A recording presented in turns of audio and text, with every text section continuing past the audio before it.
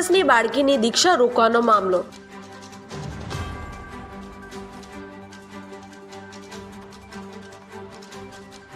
બાળકીના પિતા કોર્ટના શરણે ગયા હતા।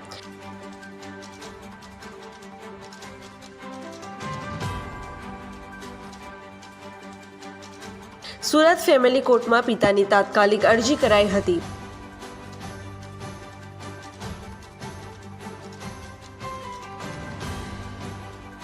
પત્નીએ દીક્ષા માટે મુહૂર્ત લઈ લીધું હોવાનું પિતાનો આક્ષેપ।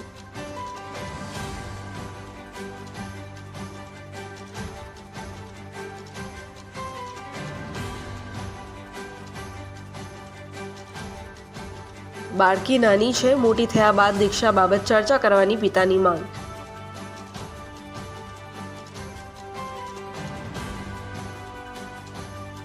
નાની ઉંમરની બાળકીની દીક્ષા અયોગ્ય હોવાનું વકીલનું મંતવ્ય।